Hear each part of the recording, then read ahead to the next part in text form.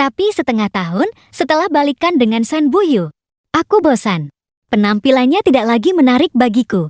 Ciumannya membuatku merasa jijik. Aku semakin ingin putus. Akhirnya, pria yang dulu menyebabkan kami putus telah kembali ke negara ini. Malam itu dia tidak pulang. Saat aku tertidur, senyum di sudut bibirku tak tertahankan.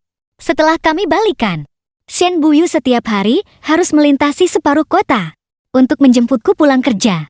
Di bulan pertama, aku merasa sangat tersanjung, bahkan sedikit bangga. Aku seharusnya pria pertama yang membuatnya begitu bersusah payah. Kan tanda tanya? Tentu saja bukan. Tiba-tiba di kepalaku muncul wajah pria lain. Wajah yang selalu terlihat begitu anggun dan tenang. Bahkan saat menolak pernyataan cinta Shen Buyu, dia tetap begitu elegan. Kebahagiaan yang kurasakan tadi lenyap tak berbekas. Perubahan suasana hati seperti ini dalam beberapa bulan pertama setelah aku dan Shen Buyu balikan sangat sering terjadi. Membuatku tidak tahu bagaimana harus menanganinya. Untungnya, perasaan itu segera hilang, digantikan oleh rasa bosan yang samar. Seperti sekarang, Shen Buyu membawaku untuk bertemu dengan teman-temannya. Sekumpulan orang yang dulu tidak terlalu menghargaiku, yang di belakangku memanggilku penjilat. Aku mencari alasan untuk keluar mencari udara segar. Saat aku kembali, aku mendengar seseorang di dalam ruangan bertanya pada Shen Buyu. Kak Shen, kali ini kamu berencana mencampakkan Haiqiang dalam berapa lama? Haiqiang adalah namaku. Shen Buyu menatapnya dengan tatapan peringatan. Orang itu tertegun sejenak, lalu tertawa terbahak-bahak. Jangan bilang kali ini kamu serius. Lalu bagaimana dengan Kak Fang Yuan? Kamu kan tahu, dulu dia menolakmu karena ada alasan yang sulit. Shen Buyu memotong perkataannya.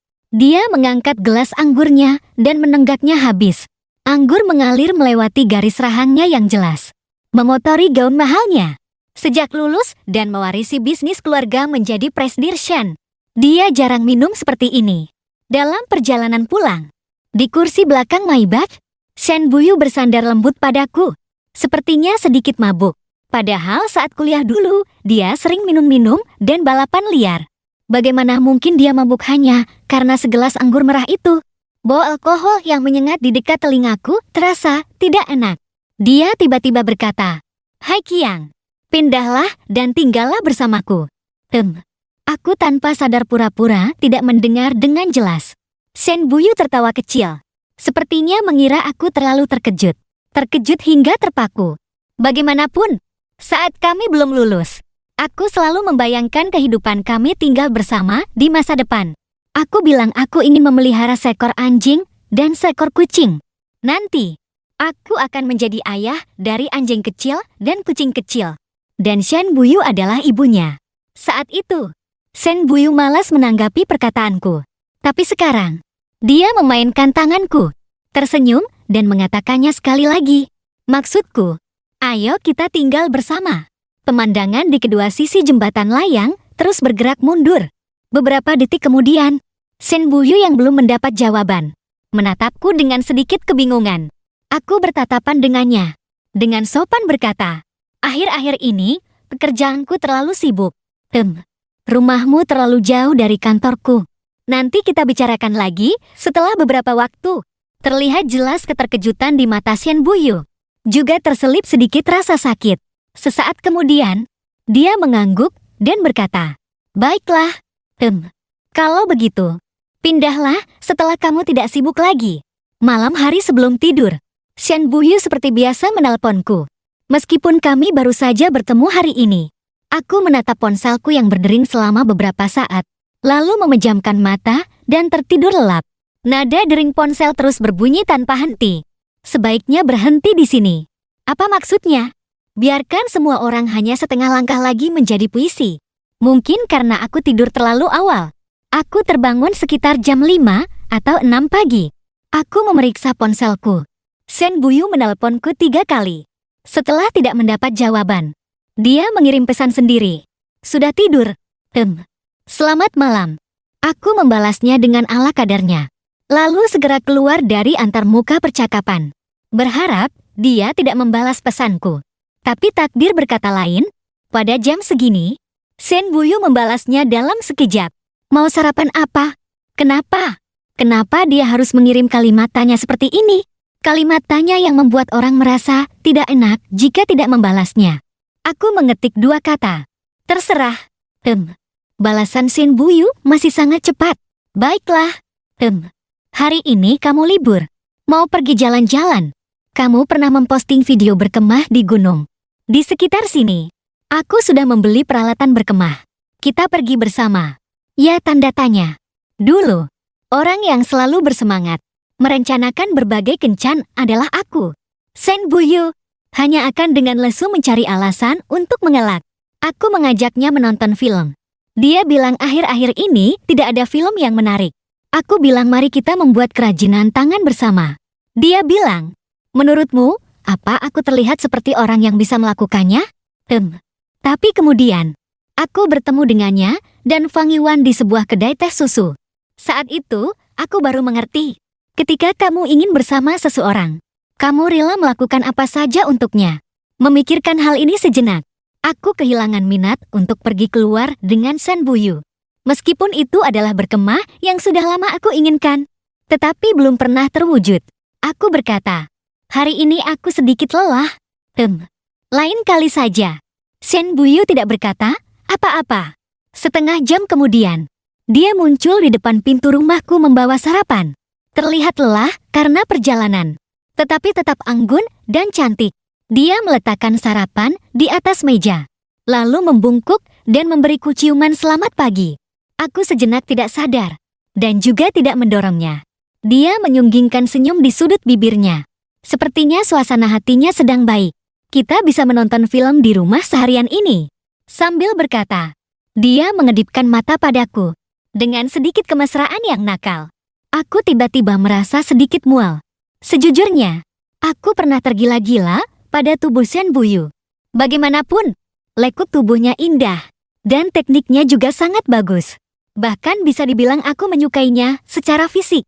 Sering kali akulah yang merayunya. Ingin bermesraan lebih lama lagi. Aku begitu proaktif hingga membuat Shen Buyu sedikit terkejut. Dia mengangkat alisnya dan tertawa kecil. Berkata, Hai Qiang. Tidak kusangka kamu seperti ini saat berdua saja. Saat itu aku tidak mengerti nada meremehkan dan menghina dalam kata-katanya. Sekarang, jika ku ingat kembali, aku hanya sedikit lebih proaktif. Dialah yang seharusnya merasa terhina. Lagi pula, dia begitu kotor. Kudengar dia sudah mulai berpacaran sejak kelas 1 SMA. Setelah kuliah, pacarnya terus berganti-ganti. Tidak pernah ada masa jeda. Satu-satunya kelebihannya mungkin adalah dia tidak suka selingkuh. Sampai Fang Yuan kembali ke negara ini, dia tiba-tiba seolah-olah telah menenangkan hatinya. Dan aku hanyalah seorang pria baik-baik yang ia goda dengan sernaknya. Saat aku sedang dibicarakan oleh para pria karena dadaku, dia lewat dan dengan angkuh memarahi mereka. Lalu memberiku sebungkus permen. Jangan dengarkan kata-kata menyebalkan itu. Makanlah yang manis-manis agar suasana hatimu baik. Wajahku memerah. Meskipun aku tahu reputasinya tidak terlalu baik.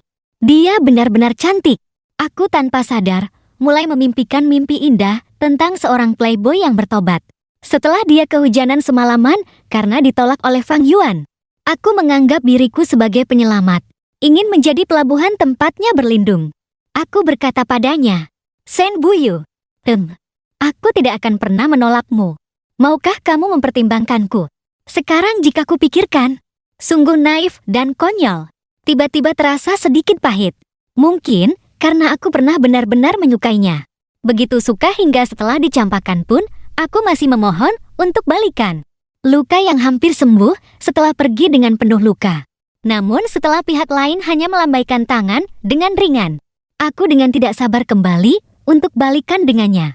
3 bulan setelah balikan, pada suatu malam hujan, aku menginap di rumah Shen Buyu. Sepertinya ini sudah takdir.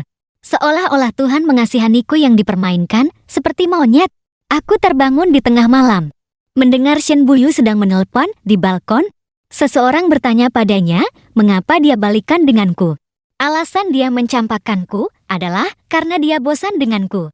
Dan aku terus-menerus bertengkar dengannya karena masalah Fang Yuan. Terakhir kali, kesabarannya sudah habis.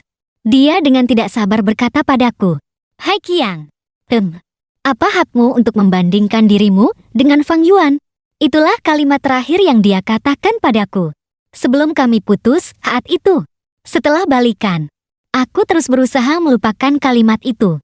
Jawabannya menembus suara hujan. Terdengar jelas di telingaku.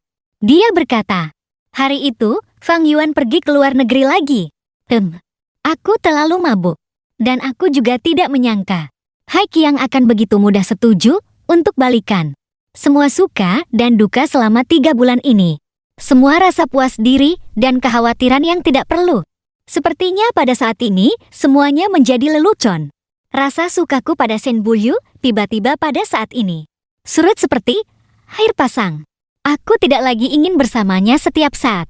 Aku menjadi lebih pengertian. Temperamenku menjadi baik. Dan aku memiliki duniaku sendiri. Cinta yang kuat dan emosi yang stabil. Tidak bisa hidup berdampingan. Tapi ketergantungan emosional membuatku menunda-nunda untuk minta putus. Saat dia keluar dari kamar mandi dengan bertelanjang dada. Dan dengan manja ingin melakukannya sekali lagi. Aku menggelengkan kepala dan menolaknya. Saat itu, aku tiba-tiba menyadari satu hal. Sepertinya aku sudah bosan dengan Shen Buyu. Aku tidak lagi tertarik pada tubuhnya. Aku sama sekali tidak tertarik pada jiwanya. Aku menunggu Shen Buyu untuk meminta putus. Tapi aku sudah menunggu lama. Dan tidak kunjung terjadi. Mungkin perpisahan ini harus aku yang memulainya. Aku meninggalkan Shen Buyu di rumah. Dan pergi jalan-jalan dengan saudaraku, Jiboda. Dia datang dengan tergesa-gesa setelah menerima pesanku. Sebelum pergi, aku berkata pada Shen Buyu, "Mau bagaimana lagi? Dada akhir-akhir ini sedang patah hati. Aku akan menemaninya." Aku tidak melihat kekecewaan di mata Shen Buyu. Setelah menutup pintu, Jiboda menatapku dengan bingung. "Kenapa kamu berbohong pada Shen Buyu? Apakah dia selingkuh lagi?" "Lagi? Ya, lagi. Setelah Shen Buyu bersamaku, dia hanya setia selama 1 atau 2 bulan. Menyanjungku yang belum pernah berpacaran setinggi langit. Setelah itu, hubungannya yang putus nyambung dengan Fang Yuan. Tidak, mereka tidak pernah berpacaran. Jadi tidak bisa dibilang putus nyambung. Hanya telepon setiap malam. Hadiah lintas negara setiap hari raya. Dan perasaan yang ingin dibagikan kapan saja. Tapi bagiku, ini adalah perselingkuhan. Selingkuh batin. Aku sudah bertengkar. Sudah membuat keributan." Dia menatapku dengan dingin dan berkata, "Hai Qiang, jangan lupa, dulu kamulah yang memohon untuk bersamaku. Sekarang, aku menggelengkan kepala pada Jiboda. Dia tidak selingkuh. Tapi aku tidak percaya padanya. Aku berkeliaran di luar sampai jam 10. Berpamitan dengan Jiboda dan pulang ke rumah.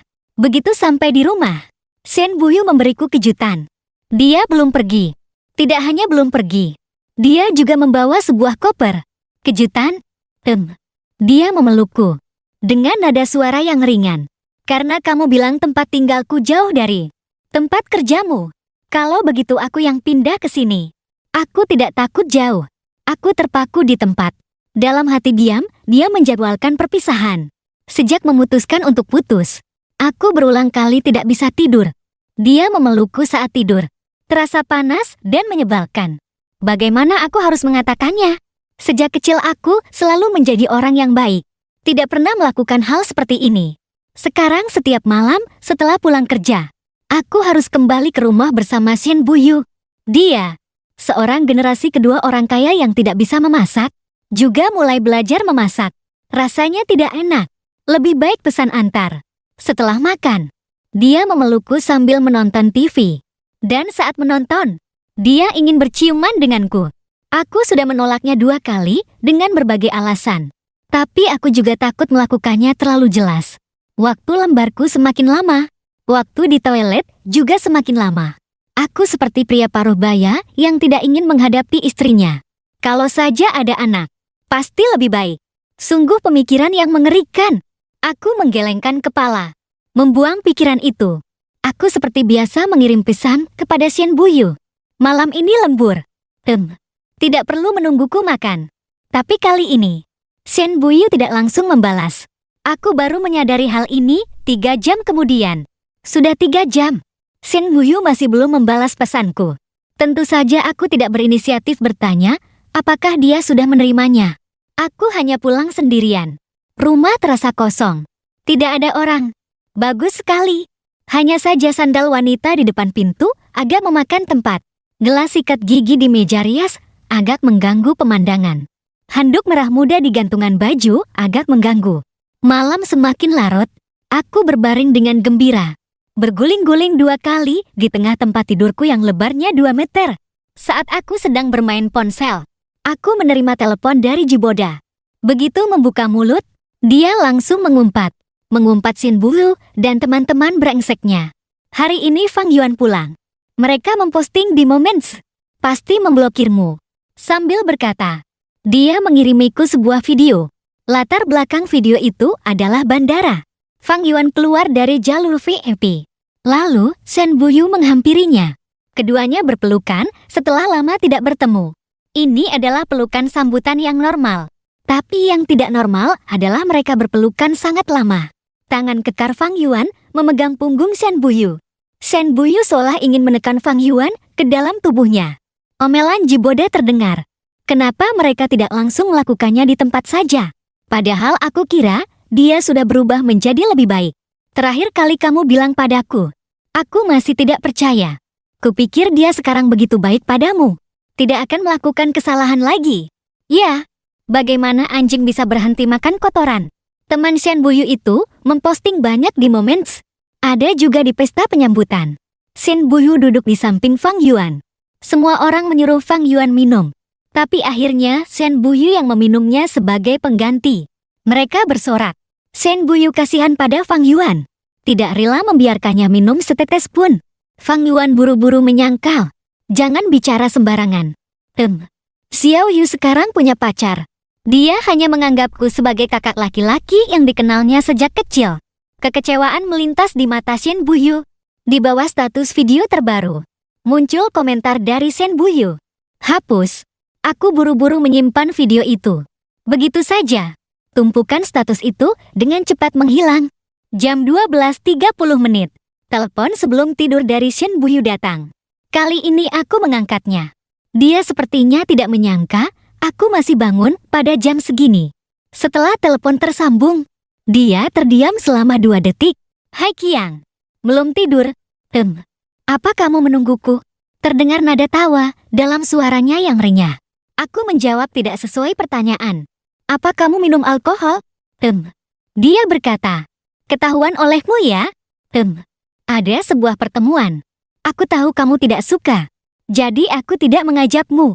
Tenang saja. Aku tidak minum banyak. Aku dengan tidak sabar memotong perkataannya. Senyum di sudut bibirku tak bisa kutahan. Shen Buyu. Aku sudah melihat videonya. Selamat ya. Suara Shen Buyu tiba-tiba berhenti. Sesaat kemudian dia berkata, sudah terlalu malam. Tidurlah lebih awal. Akhir-akhir ini kamu kurang istirahat. Pikiranmu tidak jernih. Suaranya tetap tenang seperti biasa. Dia berkata dengan lembut, hanya menjemput teman. Kamu salah paham. Besok kita bicara lagi? Ya, tanda tanya. Aku masih ingin mengatakan sesuatu. Tapi dia langsung menutup teleponnya. Aku memutar bola mataku dengan kesal. Keesokan paginya, dalam keadaan setengah sadar, seseorang menciumku. Aroma yang familiar, tapi tidak lagi membuatku merasa nyaman. Bahkan terasa sedikit lancang. Masuk ke hidungku tanpa persetujuanku.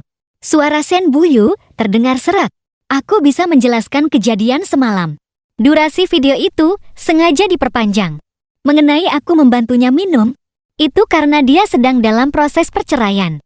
Kondisi keluarganya beberapa tahun ini sangat tidak baik. Dia tidak bisa memenangkan hak asuh anak dari mantan istrinya. Jadi dia tidak ingin mantan istrinya tahu tentang masalah ini. Tapi kamu marah padaku. Aku sangat senang.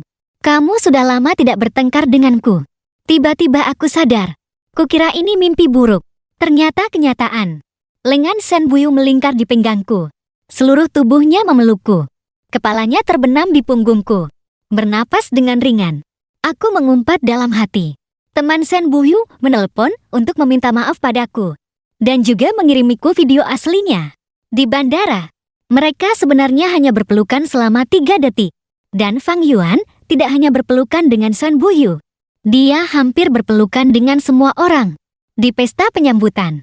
Setelah Fang Yuan mengatakan, dia hanya menganggapnya sebagai kakak, Shan Buyu juga mengangguk dan berkata, memang begitu.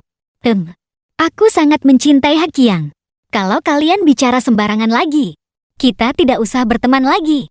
Jari-jariku yang memegang ponsel memutih. Aku merasa sangat lesu, sekali lagi terjebak dalam suasana hati yang kesal. Berkali-kali, 2 kata putus sudah di ujung lidah. Sejak kecil, orang tuaku selalu mengajariku untuk menjadi anak yang baik, belajar dengan rajin, masuk universitas yang bagus, mencari pekerjaan yang bagus. Shan Buyu adalah satu-satunya pemberontakan dalam hidupku. Pemberontakan ini membuatku jatuh sangat parah. Jadi aku tanpa sadar kembali menjadi anak yang baik. Seorang anak baik yang patuh dan memikirkan orang lain. Jadi, kapan seorang anak baik harus meminta putus? Aku belum menemukan jawabannya. Tapi Fang Yuan malah datang mencariku. Dia datang membawa buah-buahan. Dengan sangat sopan. Berkata, permisi. Shan Buyu belum pulang. Aku menyuruhnya duduk dulu. Shan Buyu yang seharusnya tiba di rumah dalam setengah jam, tiba dalam 15 menit. Rambutnya sedikit berantakan. Sepertinya sedikit terburu-buru. Aku tidak tahu kenapa dia terburu-buru. Saat Shan Buyu masuk, Fang Yuan sedang menceritakan kisah lucu masa kecil mereka. Dia dan Shan Buyu adalah tetangga. Dari SD sampai SMP mereka sekolah bersama. Tapi saat SMA, dia pergi ke luar negeri. Lalu saat kuliah, dia pernah kembali sebentar. Dan setelah lulus kuliah, dia pergi ke luar negeri lagi. Saat lulus SMP, bibi ibu Shan Buyu mengejar mobil sambil berlari, mengatakan aku harus kembali. Kemudian, dia menjadi jauh lebih dewasa. Tapi saat aku pergi lagi, dia masih meneteskan air mata. Aku memberitahumu semua ini, agar kamu tidak berpikir macam-macam. Kami benar-benar seperti saudara kandung. Aku menyisap tehku. Benarkah? Aku dengan tajam menangkap sedikit rasa superioritas di dalamnya. Superioritas karena tumbuh besar bersama Shan Buyu. Seolah-olah berkata, lihat, kalau bukan karena aku pergi ke luar negeri, mungkin tidak akan ada giliranmu. Lihat bagaimana aku bolak-balik seperti ini. Mempermainkan Shan Buyu di telapak tanganku. Saat ini, aku tiba-tiba mendapat pencerahan. Aku tahu bagaimana cara putus. Tepat pada saat itu, suara Shan Buyu terdengar. Sedang bicara apa? Aku dan Fang Yuan serempak menggelengkan kepala. Tidak ada apa-apa. Saat aku pergi ke dapur untuk mengambil air, Shan Buyu mengikutiku. Dia memelukku dari belakang. Dengan nada bercanda. Hai Qiang. Dia tidak mengatakan hal buruk tentangku. Kan tanda tanya. Aku menangkap nada penyelidikan dalam kata-katanya. Aku sengaja berkata, apalagi yang bisa dia katakan? Banyak sekali yang bisa dikatakan. Mengatakan betapa tidak bergunanya dan kekanak-kanakannya aku dulu. Tapi tenang saja. Sekarang aku sudah berubah. Dia seperti anjing besar yang manja. Menggesekkan lehernya di leherku. Aku membiarkannya berbuat sesukanya. Dan berlama-lama dengannya di dapur sebelum keluar. Senyum di bibir Fang Yuan di ruang tamu sedikit kaku. Sebelum pergi, Fang Yuan berkata, tempat tinggalku agak jauh. Dulu setiap kali aku pulang ke negara ini, selalu bibi yang mengantarku. Tapi sekarang, merepotkannya lagi sepertinya tidak pantas. Aku akan naik taksi saja. Shan Buyu tidak berkata apa-apa. Justru aku yang tersenyum dan berkata, jangan, sudah malam begini. Sangat tidak aman. Lebih baik biarkan Shan Buyu mengantarmu. Kilatan aneh melintas di mata Fang Yuan. Dalam skenarionya yang tertekan. Kata-kata ini seharusnya tidak aku yang mengatakannya. Setelah selesai berbicara, aku bertemu dengan tatapan tajam Shan Buyu. Dia sepertinya sedikit tidak senang. Aku tidak tahu kenapa dia tidak senang. Bukankah dulu dia sangat rajin? Aku mendorongnya sedikit, memasukkan kunci mobil ke tangannya. Sebelum Shan Buyu keluar, dia melirikku sekilas. Aku melambaikan tangan padanya. Cepatlah pergi. Hati-hati di jalan. Shen Buyu mengerutkan bibirnya dan mengangguk. Pintu utama tertutup. Aku bersenandung sambil mulai merapikan peralatan teh. Jiboda menelpon untuk mengobrol santai. Bertanya, kenapa sepertinya suasana hatiku sangat baik. Baik? Tentu saja baik. Sangat, sangat baik. Seperti sebuah persamaan yang tidak tahu bagaimana cara menyelesaikannya. Tiba-tiba seseorang memberiku contekan. Aku akhirnya bisa menyerahkan kertas ujianku. Baru saja, Fang Yuan berkata, sebenarnya, saat Shen Buyu pertama kali bersamaku, belum sampai sebulan, dia sudah selingkuh. Bahkan kesetiaan singkat yang pernah aku yakini, ternyata palsu. Pada hari ulang tahun Shen Buyu terbang semalaman untuk menemui Fang Yuan. Mereka berada di suite hotel bintang 5, menghabiskan malam yang menyenangkan. Dan saat itu aku, di depan pintu asramanya, memegangku yang sudah dipesan jauh-jauh hari untuk menunggunya. Menunggu sampai tengah malam. Fang Yuan akan bercerai. Dengan penuh keyakinan, dia berkata padaku, kali ini dia akan memberikan respons pada Shen Buyu. Aku menantikan langkah Fang Yuan, tapi aku tidak menyangka langkahnya ditujukan padaku. Foto intimku dan Shen Buyu disebarkan di internet. Wajah Shen Buyu disensor, sementara wajahku terlihat sangat jelas. Bahkan air mata fisiologis di sudut mataku terlihat jelas. Rekan-rekan kerjaku di kantor menatapku dengan pandangan aneh. Foto ini diambil saat pertama kali aku dan Shen Buyu melakukannya. Shen Buyu tersenyum dengan gaya playboy. Berkata, setiap hari kamu memotret film. Akar pohon. Memotret matahari terbenam. Tidak sebagus memotret ini. Sambil berkata, klik. Dia mengambil foto kami berdua. Aku semakin gugup dan tidak punya tenaga untuk merebut foto itu. Setelah itu, aku teringat untuk menyuruh Shen Buyu menghapusnya. Tapi jelas, dia tidak melakukannya. Tidak hanya tidak melakukannya, dia malah menyebarkannya. Atasanku memanggilku ke kantor, memintaku untuk istirahat sejenak. Aku menggelengkan kepala. Tidak perlu. Kondisiku sangat baik. Bukan aku yang melakukan kesalahan. Ekspresi atasanku sedikit kanggung. Aku mengerti. Keputusan ini bukan benar-benar untuk mempertimbangkanku, melainkan untuk perusahaan. Saat aku keluar dari perusahaan, aku mendengar seseorang berkata, sungguh tidak kusangka. Biasanya dia terlihat begitu jujur. Tidak disangka di kehidupan pribadinya, dia begitu liar. Aku tidak ingin bekerja dengan orang seperti itu. Siapa tahu, dia punya penyakit apa. Aku akan mengajukan permohonan ke perusahaan untuk pemeriksaan kesehatan tahun ini dan meminta tambahan beberapa tes. Aku berbalik menatap mereka. Masalah ini di internet sudah aku laporkan ke polisi. Mengenai penyebaran rumor, aku tidak keberatan melaporkannya sekalian. Mereka terdiam dan cepat-cepat pergi. Sebelum pergi, seseorang tidak tahan untuk berkata, berani berbuat tapi takut orang lain membicarakannya. Punggungku yang tegak lurus menjadi bungkuk setelah pulang ke rumah. Semakin kehilangan kekuatan setelah telepon dari orang tuaku datang. Sangat memalukan. Tahun baru ini, kamu tidak usah pulang. Aku menutup telepon, lalu membuat janji bertemu dengan Fang Yuan di kedai kopi terdekat. Aku menyalakan rekaman suara di ponselku. Polisi bilang penyebar foto-foto ini menggunakan IP luar negeri. Mereka sulit melacaknya. Masalah ini kemungkinan besar akan berakhir begitu saja. Fang Yuan datang dengan cepat. Dia tetap elegan seperti biasa. Masuk dengan perlahan sambil memegangi perutnya. Aku langsung ke intinya. Kenapa kamu melakukan ini? Dia tersenyum. Sejujurnya, aku tidak mencintai Shen Buyu. Kalau aku mencintainya, aku sudah lama bersamanya. Tapi aku harus mencari ayah yang memiliki latar belakang dan kemampuan untuk anak di dalam kandunganku. Aku tidak keberatan kamu terus menjadi pacarnya. Tapi aku tidak bisa membiarkanmu menikahinya. Aku menatapnya dengan tidak percaya. Aku dan dia sepertinya adalah dua jenis perasaan cinta yang berbeda. Satu jenis yang sejak kecil kurang mendapat pendidikan tentang cinta dan seks. Mendapatkan imajinasi tentang cinta dari drama idola. Saat berpacaran, rasanya ingin mati untuknya. Yang biasa disebut sebagai bucin. Jenis lainnya, yang sejak kecil sudah sering melihat hubungan pria dan wanita, kepura-puraan dan sandiwara. menjadi tidak percaya pada cinta, hanya memikirkan keuntungan, yang biasa disebut sebagai pria matre. Ngomong-ngomong, wanita matre lebih banyak. Aku ingin memancingnya untuk bicara lebih banyak, tapi jawabannya sangat rapi dan tidak ada celah. Tapi tiba-tiba, dia mengubah topik pembicaraan. Kenapa begitu peduli? Hal-hal di foto itu, bukannya kamu sering melakukannya?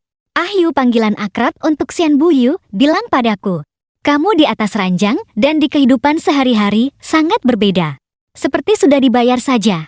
Kepalaku berdengung. Emosi yang tertahan seharian akhirnya meledak. Aku mengangkat cangkir kopi di sampingku dan menyiramkannya. Tepat pada saat itu, Shen Buyu tiba-tiba muncul. Dia melesat ke depan untuk melindungi Fang Yuan. Secangkir americano itu menyiram seluruh kepala dan wajahnya. Hai Qiang. Jangan main tangan. Dadaku naik turun. Mencoba menenangkan emosiku. Aku menatap Shen Buyu. Dengan senyum dingin berkata, kamu jelas tahu alasanku main tangan. Ekspresi Shen Buyu sedikit berubah. Sesaat kemudian dia menggelengkan kepala. Menatapku dengan tidak setuju. Apapun yang terjadi. Kamu tidak seharusnya main tangan. Saat ini, aku tidak hanya tidak menyukai Shen Buyu, bahkan muncul rasa benci. Semua ini salahnya. Semua ini salahnya, sehingga sekarang ada begitu banyak masalah. Dia menatap mataku. Wajahnya menunjukkan kepanikan sesaat. Dia tidak peduli dengan kopi yang belum dibersihkan dari wajahnya. Datang untuk menarik tanganku. Jangan sentuh aku. Aku menghindarinya dengan jijik. Fang Yuan mengeluarkan tisu basah untuk membersihkan wajah Shen Buyu. Dia menatapku. Dengan nada menuduh berkata, kamu boleh tidak menyukaiku. Salah paham padaku. Menuduhku. Tapi kamu tidak seharusnya memperlakukan Ahyu seperti ini. Seberapa khawatirnya dia padamu. Bukannya kamu tidak tahu. Menginjak-injak perasaan orang lain seperti ini. Apa kamu pikir kamu benar? Dasar orang dari kalangan bawah. Aku mengambil tasku dan berbalik pergi. Shen Buyu ingin mengejarku. Tiba-tiba Fang Yuan berteriak kesakitan. Seperti yang sudah diduga. Shen Buyu tidak mengejarku lagi. Malam itu, aku tidak tidur nyenyak. Aku bermimpi saat bertemu Shen Buyu di tahun pertama kuliah. Aku orang baru di tempat baru. Nilaiku biasa saja. Latar belakang keluargaku biasa saja. Penampilanku biasa saja. Seluruh penampilanku sangat biasa. Saat melewati lapangan basket, aku mendengar seseorang bersiul. Tawa terdengar di mana-mana. Sampai bola basket di tangan Shen Buyu terlempar ke arah mereka. Permen itu kusimpan selama 4 tahun. Seperti cinta rahasiaku pada Shen Buyu. Dia adalah orang yang populer. Aku tidak berani mengejarnya secara terang-terangan. Aku hanya berani menyukainya diam-diam. Tugas-tugasnya yang tidak dikerjakan. Akulah yang diam-diam membantunya mengumpulkannya. Presentasi proyek yang tidak dia hadiri. Aku diam-diam menambahkan namanya. Aku menyukainya diam-diam seperti pencuri. Sampai tahun keempat kuliah, Fang Yuan kembali sebentar, lalu pergi lagi. Ahyu, aku akan melanjutkan studi ke luar negeri. Kita tidak cocok. Hari itu, Shen Buyu kehujanan dan minum-minum. Jatuh pingsan di hutan kecil. Kebetulan, jalan itu adalah jalan yang selalu aku lewati saat pulang dari perpustakaan ke asrama. Aku menemukan Shen Buyu. Melihatnya yang hancur, hatiku terasa sakit. Aku mengumpulkan semua keberanianku dan menyatakan cinta padanya. Dia memijat pelipisnya. Dengan malas berkata, sepertinya kita tidak terlalu cocok. Saat itu, aku tidak mengerti. Penolakan yang halus. Aku mati-matian menjelaskan di mana saja kita cocok. Tidak cocok bukan berarti tidak bisa bersama. Di bawah serangan kata-kataku yang tak henti-hentinya, Shen Buyu dengan acuh tak acuh berkata, baiklah, kalau begitu mari kita coba. Dia belum pernah berpacaran dengan tipi sepertiku. Awalnya ada sedikit rasa penasaran, tapi dengan cepat rasa itu hilang. Setelah mengetahui bahwa Fang Yuan menolaknya, karena keluarganya hampir bangkrut. Dan ayah Fang Yuan menjodohkannya dengan seorang wanita yang belasan tahun lebih tua darinya. Shen Buyu menjadi sangat dingin padaku. Pikirannya dipenuhi dengan alasan sulit Fang Yuan. Dia merasa jika bukan karena alasan ini, mereka tidak akan saling melewatkan. Perpisahan pertama terjadi dengan wajar. Aku mengesampingkan harga diriku dan memohon untuk balikan. Menyatakan cinta di bawah gedung asramanya. Mengiriminya tulisan panjang. Aku tidak mau uang kompensasi masa muda dari Shen Buyu. Aku ingin membuktikan bahwa aku mencintainya apa adanya. Belakangan, aku cukup menyesal. Siapa yang tidak pernah melakukan hal-hal bodoh di masa muda? Terutama menyesal tidak menerima uang itu. Saat aku bangun, Shen Buyu sedang tertidur di samping tempat tidur. Dia memegang tanganku dengan erat, seolah takut aku akan menghilang.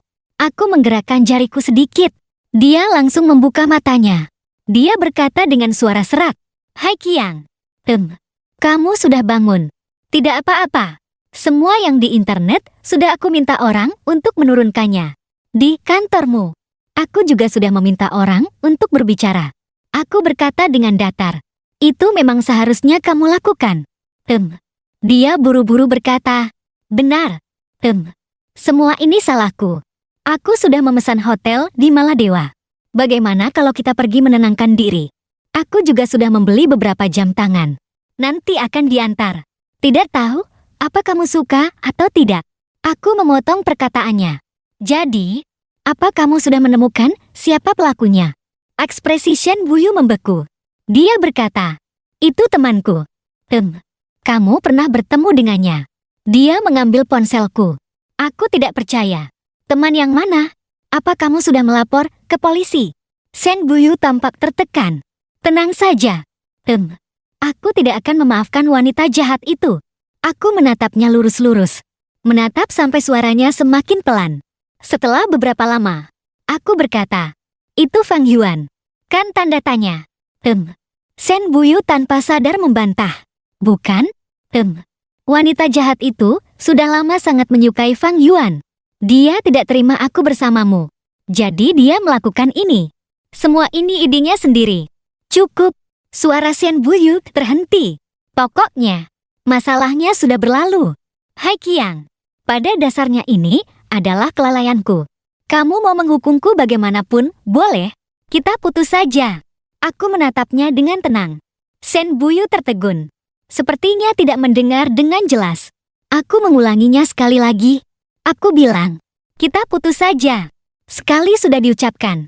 Rasanya sangat lancar. Kekhawatiranku sebelumnya hanyalah kekhawatiran yang tidak perlu.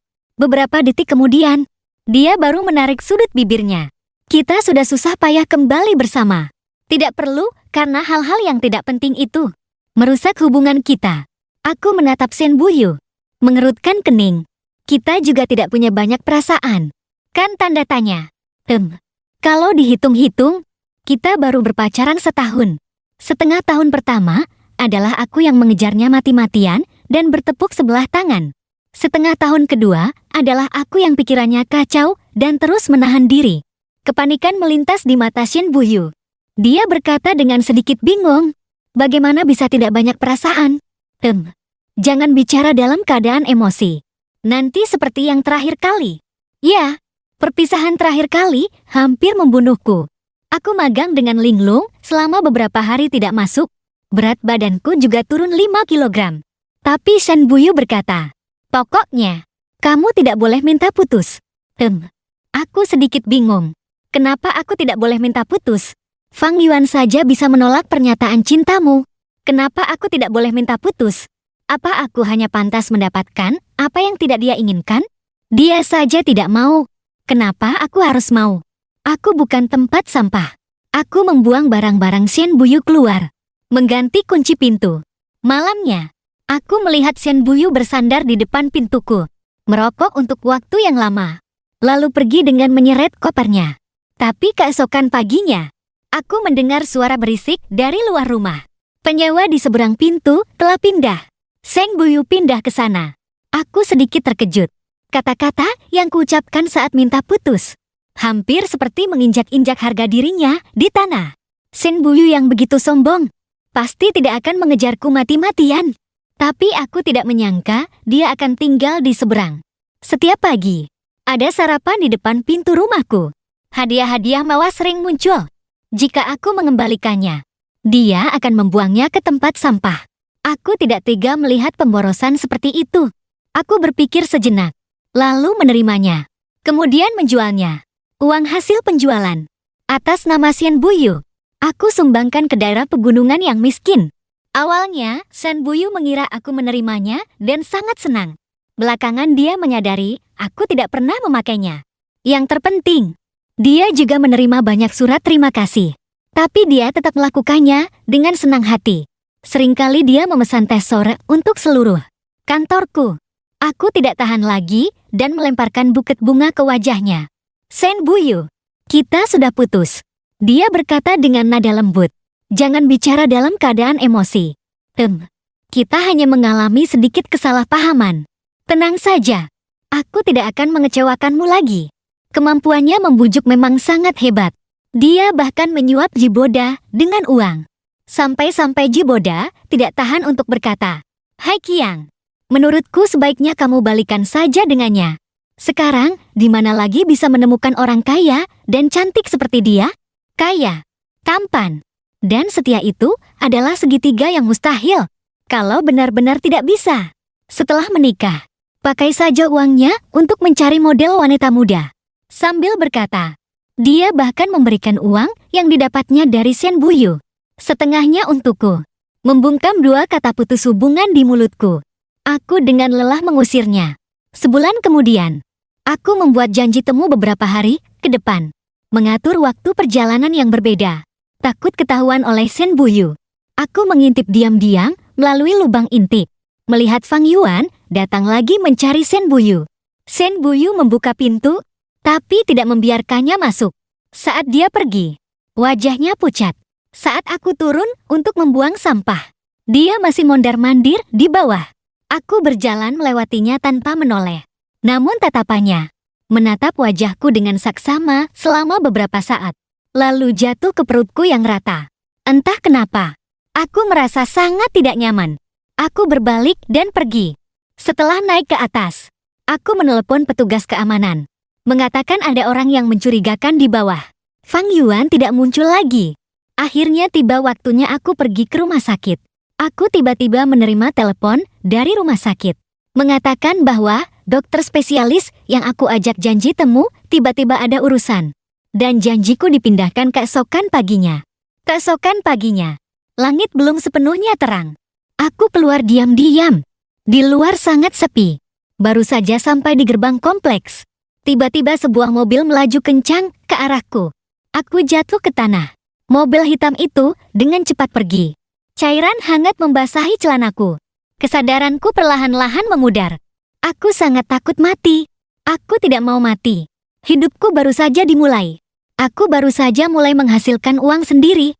Aku baru saja mulai hidup tanpa harus mengikuti keinginan orang tuaku. Aku baru saja mulai belajar mencintai diriku sendiri.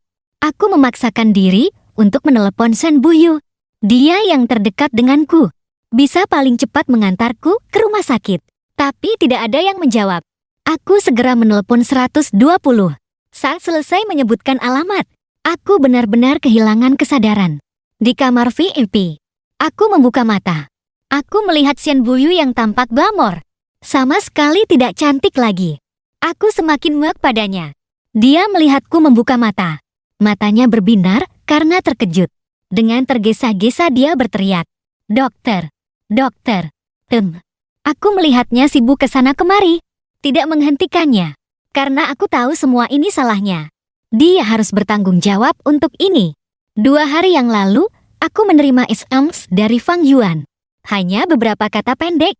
Coba tebak, siapa yang akan dia pilih? Awalnya, aku tidak mengerti. Dan aku juga tidak peduli siapa yang dipilih Shen Buyu. Sampai saat mobil itu melaju ke arahku, aku mengerti. Aku memeriksa momen. Fang Yuan pagi ini memposting sebuah status. Sebuah tangan yang ramping diletakkan di perutnya. Dengan latar belakang di rumahnya. Saat Shen Buyu tinggal di seberangku. Dia tidak akan membiarkan Fang Yuan masuk. Tapi dia akan menemaninya di tempat lain. Jadi, saat itu aku tidak bisa menghubungi Shen Buyu. Setelah serangkaian pemeriksaan, Shen Buyu menghela napas lega. Dia duduk kembali di samping tempat tidurku. Mulai dengan canggung mengupas apel untukku. Dia dengan hati-hati memotong apel menjadi potongan-potongan kecil. Bahkan menusuknya dengan tusuk gigi. Tapi aku hanya berkata, aku tidak suka makan apel. Shen Buyu tertegun sejenak. Lalu buru-buru berkata, lalu kamu suka makan apa? Aku akan pergi membelinya. Shen Buyu. Kita putus saja. Aku berkata dengan tiba-tiba. Mata Shen Buyu langsung memerah. Aku tahu. Aku dengan lembut melepaskan tangannya. Tapi pelakunya masih di luar sana. Bagaimana aku berani keluar rumah? Aku tidak punya bukti di tangan. Sama sekali tidak bisa berbuat apa-apa pada Fang Yuan. Shen Buyu tertegun. Menatapku dengan terpaku. Tidak berkata apa-apa. Aku mengedipkan mata. Bertanya padanya. Saat aku menelponmu pagi tadi. Apa yang sedang kamu lakukan? Shen Buyu membuka mulutnya. Tetap tidak bisa mengucapkan sepatah kata pun. Aku tertawa kecil. Tadi malam. Dia bilang dia akan pergi ke luar negeri. Ingin bertemu denganku untuk terakhir kalinya. Aku memejamkan mata. Memalingkan muka. Tidak mau mendengarkan lagi. Aku merasakan panas di tanganku. Itu adalah air mata Shen Buyu. Suara penjelasannya semakin pelan. Setelah beberapa saat, dia baru berkata dengan lesu. Kita tidak bisa kembali seperti dulu lagi. Kan tanda tanya. Aku tidak menjawab pertanyaan yang sudah jelas jawabannya itu. Shen Buyu berkata, baiklah. Aku akan memberimu sebuah penjelasan. Aku tidak menyangka. Ini adalah kalimat terakhir yang dia ucapkan padaku seumur hidupnya. Bab tambahan, Shen Buyu memiliki sedikit kesan tentang Heqiang. Hari pertama pendaftaran kuliah, dia datang bersama orang tuanya. Orang tuanya terus-menerus menasihatinya. Menasihatinya bagaimana bersikap sopan kepada dosen pembimbing. Menasihatinya untuk lebih sering membantu profesor. Menasihatinya untuk segera siap mengikuti ujian PNS. Terdengar seperti orang tua dari kota kecil yang tidak berpengalaman. Hanya bisa berkuasa di depan anak mereka sendiri. Dan Heqiang, seperti burung puyuh, hanya terus mengangguk. Shen Buyu tidak menyukai orang seperti itu. Dia berbalik dan pergi. Tidak mendengarkan lagi. Tidak lama kemudian, dia dengan santai membantunya keluar dari masalah. Dia tidak tahan melihat hal yang tidak berkelas seperti itu. Kenapa dia selalu begitu tidak berguna? Shen Buyu benci orang yang tidak berguna. Tapi sialnya, orang yang tidak berguna ini justru mengatakan menyukainya. Mana ada cinta yang murni? Hanya menyukai penampilannya saja. Semua pria hanya menyukai penampilannya. Menyukai uangnya. Hanya Fang Yuan yang berbeda. Saat SMP, dia gemuk, dan keluarganya belum sekaya sekarang. Tapi Fang Yuan yang tampan mau bermain dengannya. Tapi Fang Yuan tidak menyukainya. Karena Fang Yuan tidak mau bersamanya. Maka dengan siapapun dia bersama. Sama saja. Jadi dia menerima Heqiang. Saat berpacaran dengan Heqiang, dia merasa biasa saja, tapi juga baru.